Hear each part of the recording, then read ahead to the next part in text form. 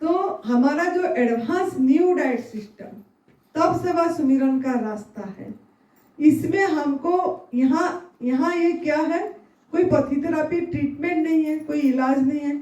इसमें सिर्फ आप जो भोजन परिवर्तन करना है, आपका भोजन को परिवर्तन करके और जो अंदर में गंदगी जमा हो गया, इस गंदगी की सफाई करके और उपवास करके आप अपनी बॉडी को सही कर सकते हो।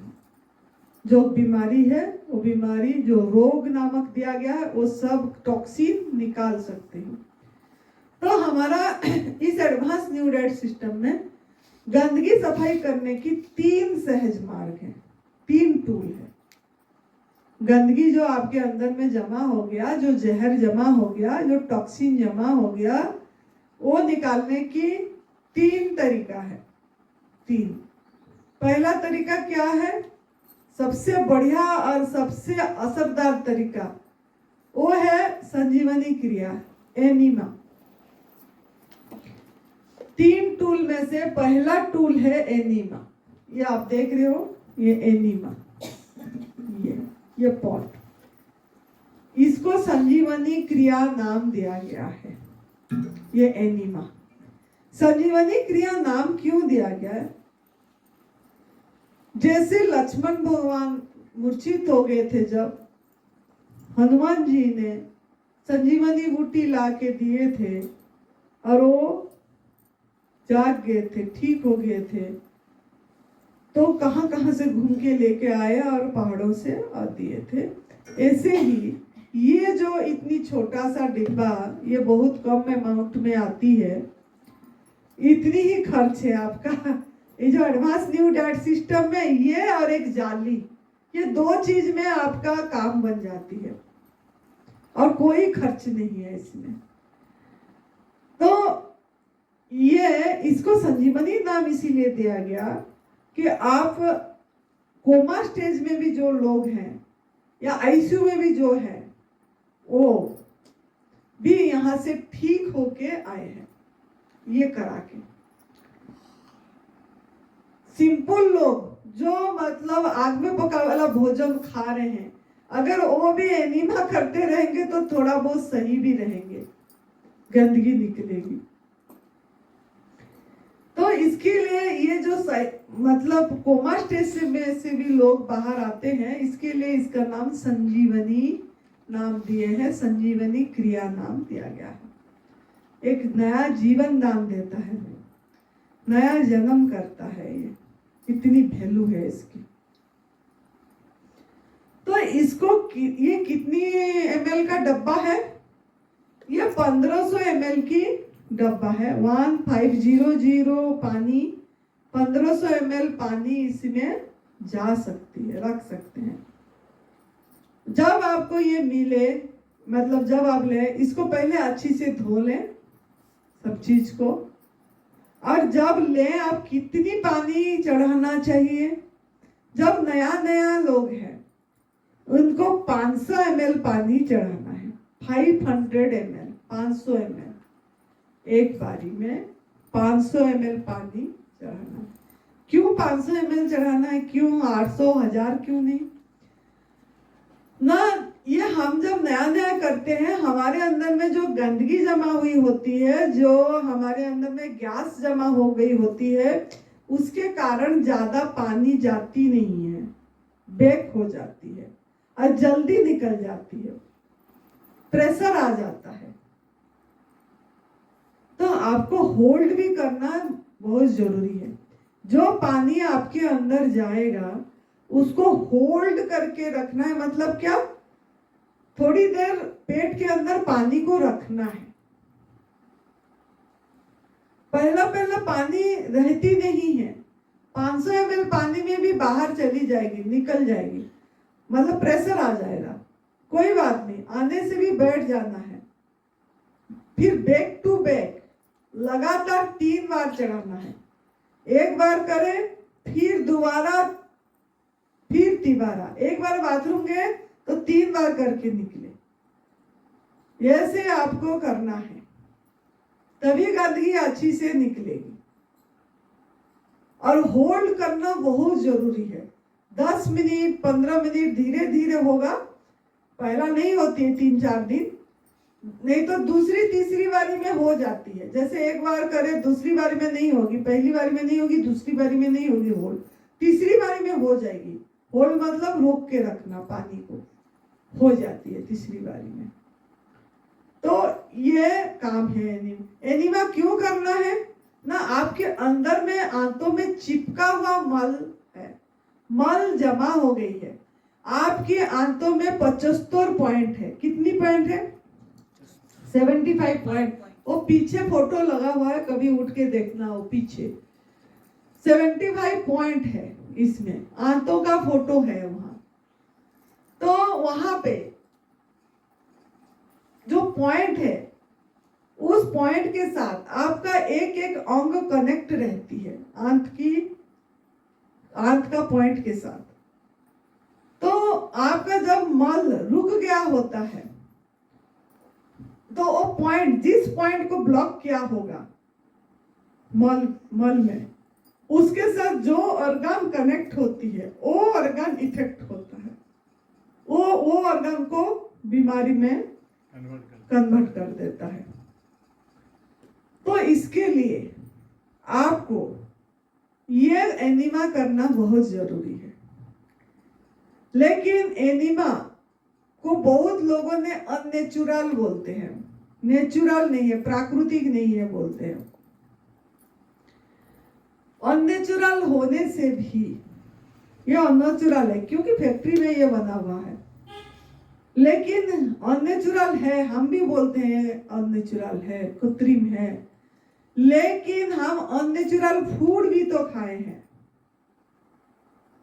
और प्राकृतिक आहार तो खाए हैं ना। प्राकृतिक आहार तो नहीं खाया, हमारा डिजाइन फूड तो नहीं खाए। हम खाए हैं गंदगी, जो हमारे लिए बनी नहीं है, जो गंदगी जमा कर दिया, जो बॉडी चाहा वो निकालने के लिए, लेकिन निकाल नहीं पाया। फिर भी बॉडी देखो, आप जो भी खाए वो जीवनी शक्ति, आपका हड्डी मज्जा मांस बनाया, लेकिन कुछ बना नहीं पाया तो जमा कर दिया।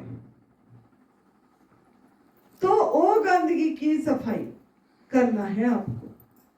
तो वो जो अननेचुरल फूड खाए थे, इसके कारण, ये अननेचुरल तरीका होने से भी आपको इससे करना है, क्योंकि अननेचुरल फूड खाए तो अननेचुरल के तरीका अपनाएंगे, सहायता करेंगे अपनी बॉडी को निकालने के लिए, अपनी भगवान को सहायता करेंगे।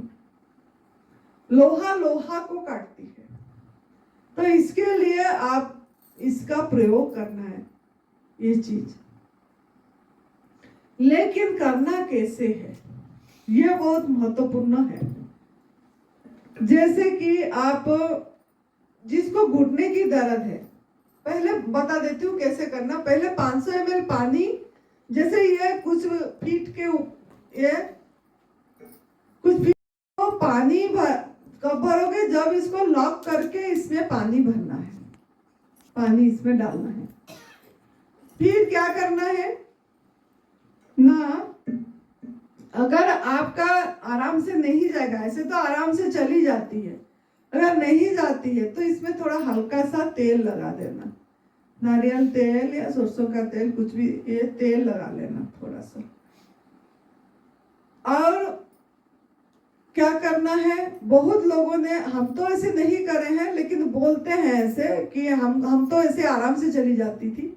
बहुत लोगों का जाती नहीं है, कुछ लोगों का।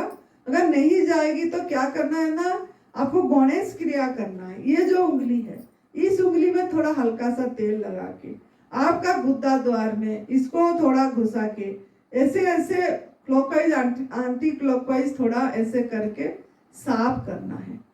वो क्रिया करके साफ कर देना है, वो जगह को साफ करने के बाद फिर इसको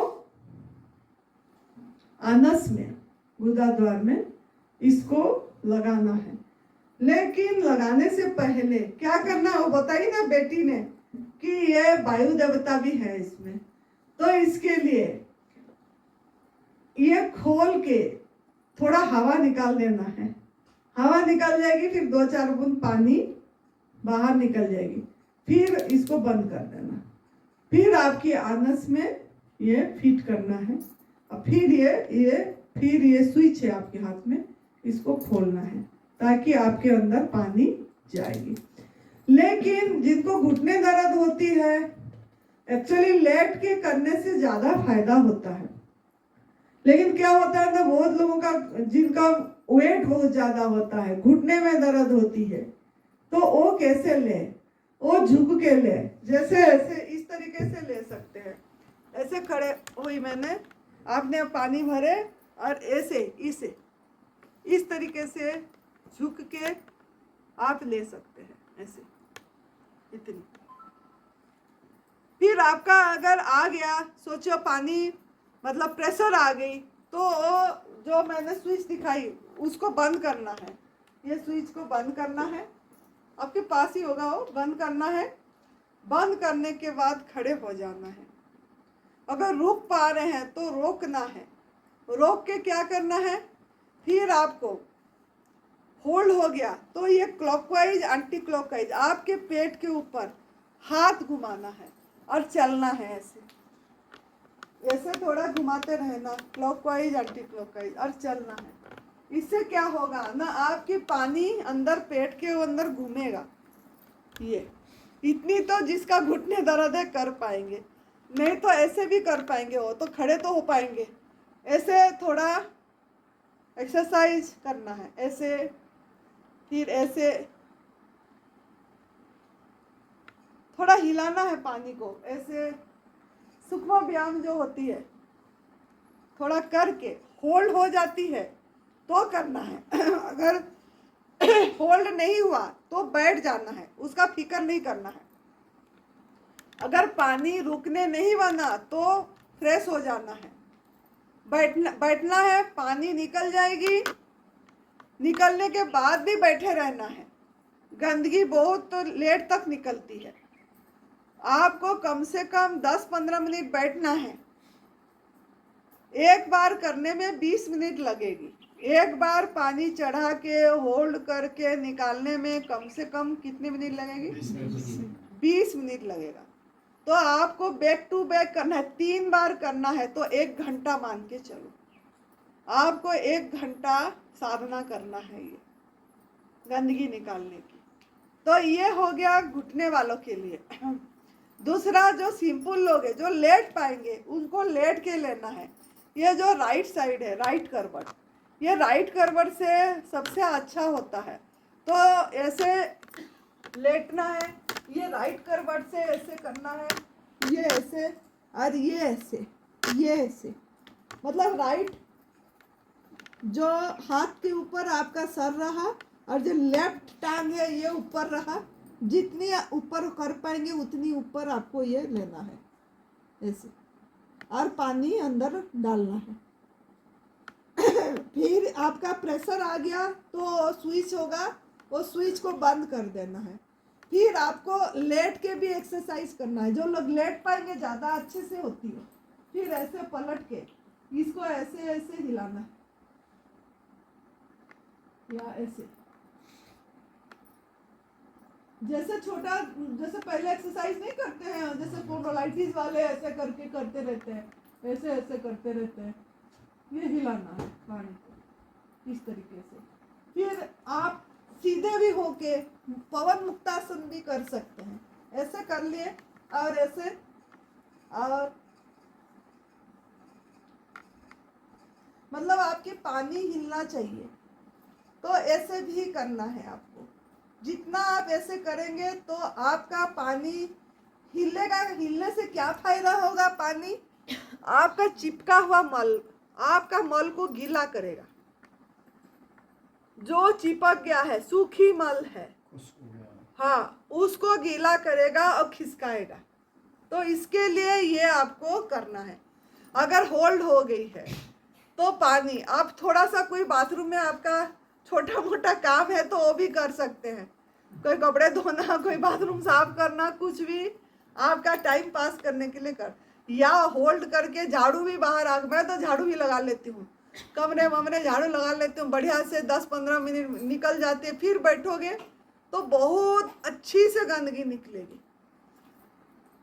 जितना ज़्यादा होल्ड होगा जितना टाइम, गंदगी उतनी जल्दी अच्छा निकलेगा। तो ये राइट साइड का बता दी। लेफ्ट साइड भी ऐसे ही होगा। बताना है लेफ्ट साइड, लेफ्ट हाथ को ऐसे करना है इस तरफ, और ये राइट जो लेग है इसको ऊंचा करना है। ये सेकंड पोजीशन है आपकी, ऐसे। और थर्ड पोजीशन आपका क्या है ना, ये बेबी पोज, ये इस पोज पे लेना है। ये 3 पोज पे आपको लेना है। जो लेट के ले पाएंगे ये 3 पोज में लेंगे तो जल्दी अच्छी से सफाई होगी। पोजीशन बदल बदल के लेना है। समझ आ गई? फिर खड़े होके भी ऐसे, जैसे मैं वो घुटने वालों के लिए बताई थी, ऐसे भी करना है। हाँ, सब वो आसन सब भी कर सकते हो। तो ऐसे करने से आपका अच्छी से मल निकलेगा। बैठना बहुत जरूरी है। जब आप बैठ जाएंगे तो फ्रेश होने, पानी निकल जाने के बाद हम सोचते हैं कि बस फ्रेश हो गए, नहीं, थोड़ा 5-7 मिनट बैठना है। अगर अच्छे से मल निकालना और चाहते हो तो आपकी पेट के ऊपर थोड़ा इधर पानी बाल्टी में रख के अगर आप ऐसे ऐसे करते हो तो जल्दी खिसकती है, मल निकलती है। तो ऐसे भी आप कर सकते हो। बहुत लोगों का गर्म हो जाती है पेट, क्योंकि हमारे अंदर में इतनी मसाला नमक पड़ा रहता है, बॉडी बहुत टेम्परेचर हो जाती है। तो इसके लिए पानी छींटना भी बहुत अच्छी बात है। ऐसे करके पानी छींटते रहो बैठते टाइम, तो अच्छी से निकल जाती है गंदगी। तो आपको एक बारी में, एक बार अंदर जाएंगे तो 3 बारी करना है। समझ आ गई?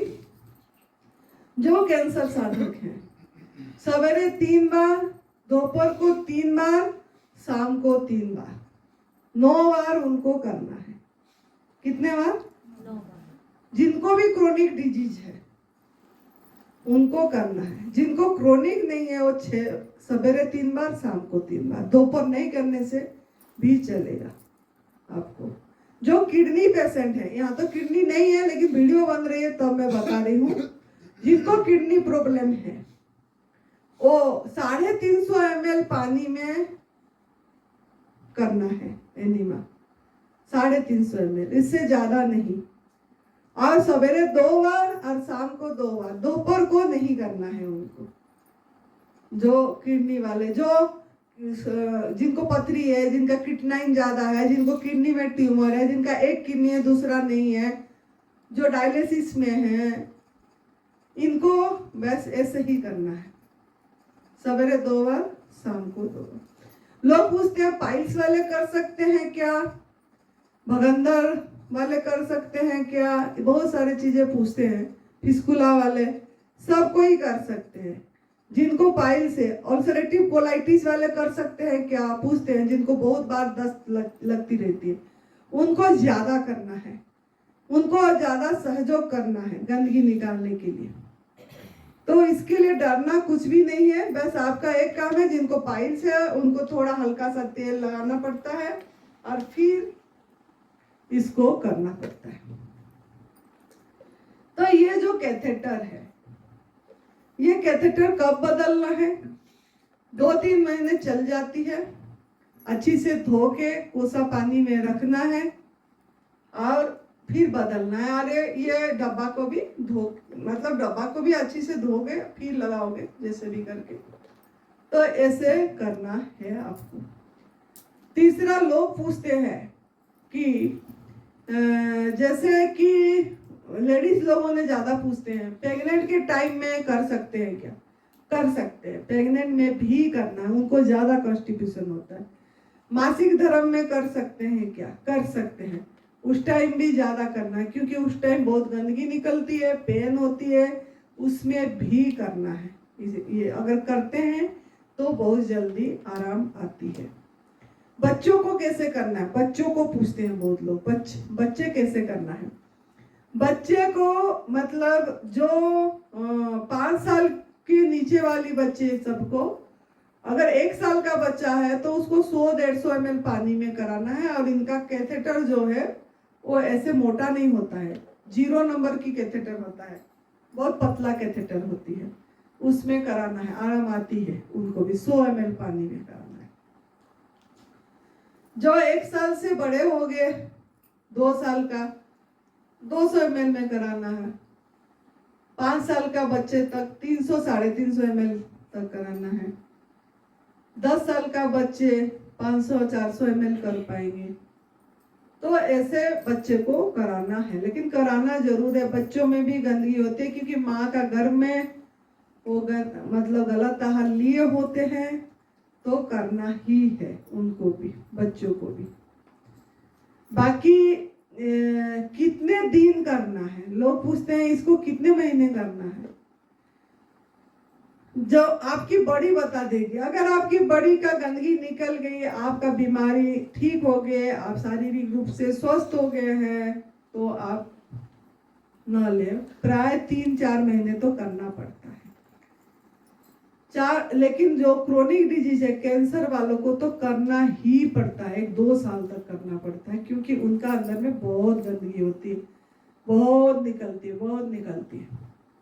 हाँ, मात्रा कम कर सकते हैं। जो 9 बार करते थे उसको 3-4 महीने बाद 6 बार कर लो, 3 महीने बाद। फिर सवेरे मतलब 3 बार और शाम को 3 बार, जो कैंसर का है 3 महीने बाद कम करें।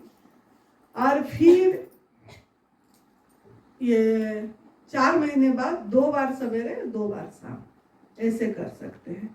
लेकिन करना पड़ता है क्योंकि जरूरी होती है उनके लिए।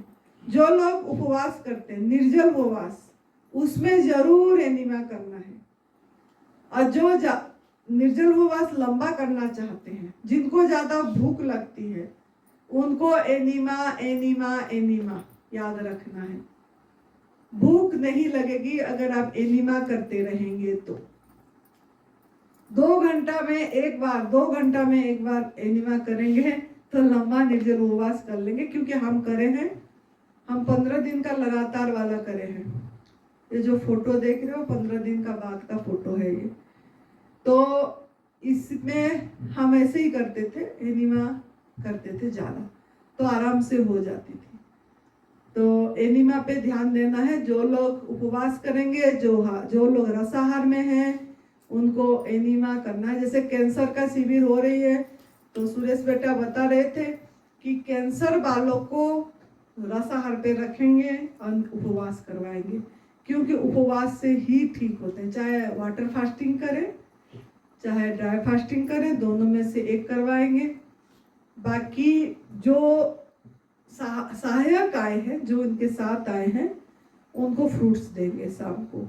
उनको कल भी दोपहर को फ्रूट्स देंगे शायद, वैसे बता रहे थे। लेकिन जो कैंसर साधक हैं उनको तो जूस पे ही रखेंगे, जिसमें उनको फायदा होगा वही करेंगे। और मन बना लें, जो लोग यहाँ कैंसर साधक हैं वो मन बना लें कि मुझे सही तरीके का, क्योंकि देखो आपकी बॉडी क्या करता है पता, क्यों रसाहार पे रखते हैं ना, आपका बॉडी रस ही बनाती है और फाइबर को बाहर फेंकता है।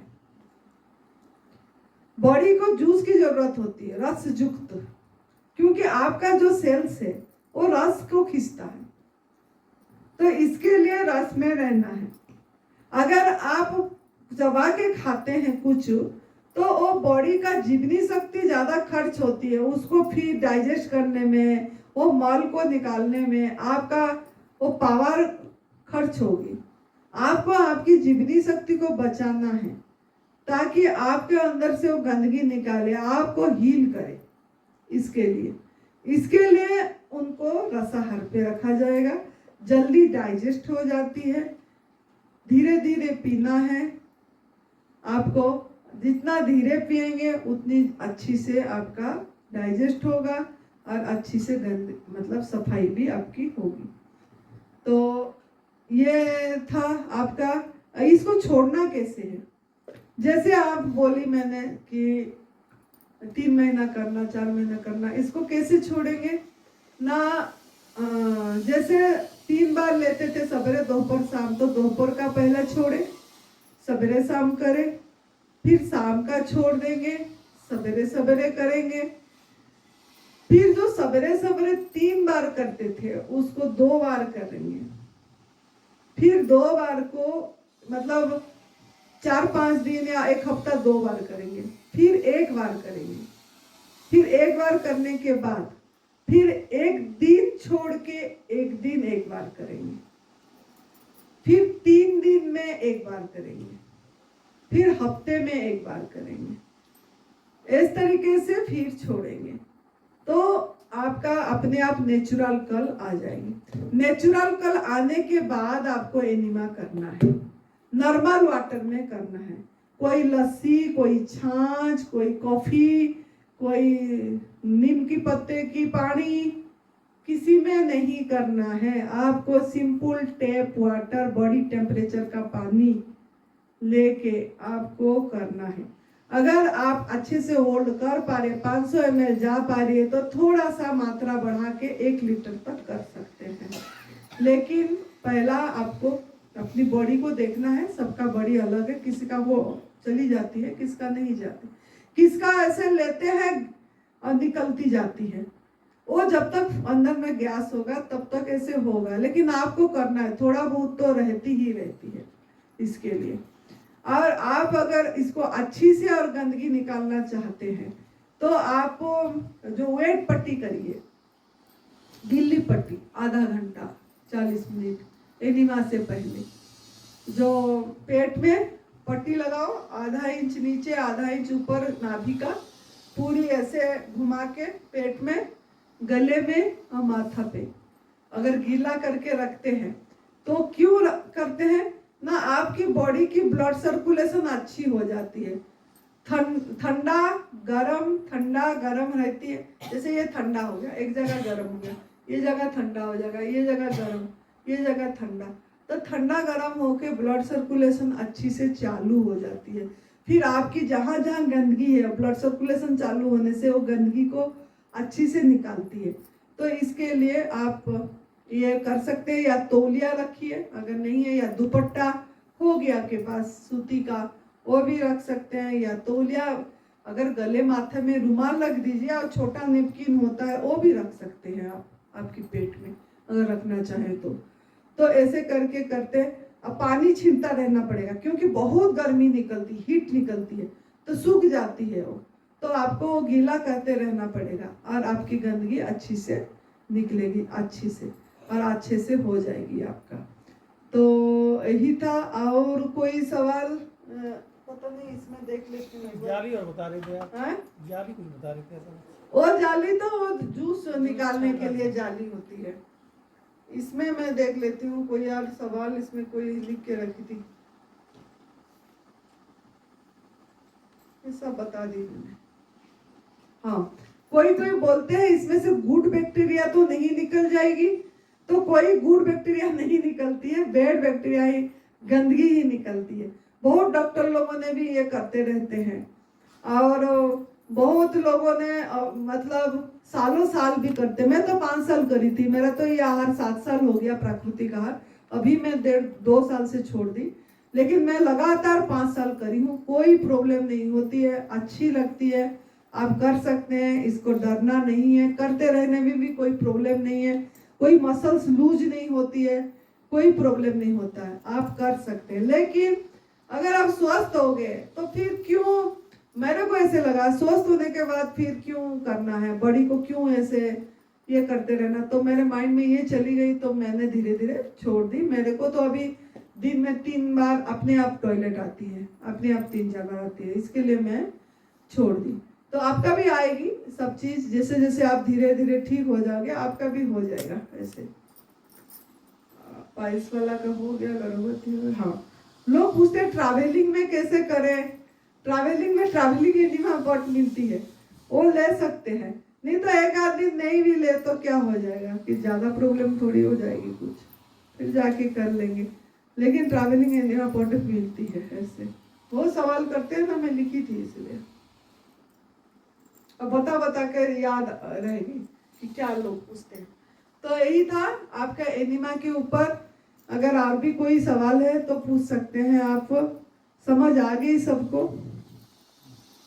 नौकरी पेशा से जो है, हाँ नौकरी पेशा या जो वर्किंग करते हैं, हाँ पैर का उनका नहीं रहेगा, सुबह शाम का तो कर लेंगे। और करिए दोपहर का ये कर दे, सवेरे शाम 4 बार कर दीजिए, सवेरे 4 बार, शाम को 4 बार कर लीजिए। ऐसे भी कर सकते हैं, है ना। और घर में जब छुट्टियों में रहते हैं वो कर सकते हैं ऐसे करके। अब जो डिटॉक्स जूस पीते हैं वो तीसरी टूल है, वो उसमें भी गंदगी निकलती है ना। लेकिन अभी आपको पहला वाला टूल में समझाई, ये आपका बहुत कारीगर वाला ये है। जो इस पे आलस्य करते हैं उनको लाभ नहीं होता है। जो इसमें जब भी कभी दर्द होती है, कोई बुखार आता है, कोई कमर में दर्द हो गया, आप एनिमा करिए, सब ठीक हो जाएगी। सर में दर्द हो जाती है, माइंड स्विंग हो जाती है, एनिमा। एक ही हथियार आपका, एनिमा। इसी पे आप सही होंगे। छाती में जलन हो गया, उल्टी करिए, वमन क्रिया करिए और एनिमा करिए। ये जो वमन क्रिया, ये भी बहुत जरूरी होता है। जब जरूरी मतलब जिसका जलन है, जिसको जी मचलता है, उल्टी उल्टी लगती है, उनको करना अच्छा है, करना चाहिए। वो कैसे करना है ना, आपको हल्का गुनगुना पानी लेना है, उखड़ू बैठना है और 4 गिलास पानी या 5 गिलास पानी एक के बाद एक पीना है। उखड़ू समझ गए ना, जैसे इंडियन टॉयलेट में बैठते हैं। फिर उसके बाद झुक के जीभ को लंबा करके ये दोनों उंगली में घिसना है। ऐसे करने से जीभ उत्तेजित होके अपने आप पानी बाहर निकाल देती है। बहुत एसिड निकलती है, बहुत पीला पीला निकलती है, खट्टा खट्टा निकलती है, बहुत ज्यादा कड़वा भी निकलती है। तो आपके अंदर की गंदगी निकलती है, ऊपरी आंत की। ऊपरी आंत की सफाई आपकी उल्टी वमन क्रिया में होगा। तो आपका बलगम जमा हो गया है तो आपको करना है ये कुंजल क्रिया। तो ये कब करना है? एनिमा के बाद करना है। एनिमा से पहले आपका गिल्ली पट्टी, उसके बाद एनिमा, फिर एनिमा के बाद कुंजल क्रिया। गुनगुने पानी से या ठंडे पानी से या गर्म पानी से या किसी से भी कर सकते हैं क्या कि जो एनिमा नॉर्मल बॉडी टेम्परेचर, हाँ, जितना हमने नॉर्मल हमारा टेम्परेचर है उससे ना गर्म ना ठंडा।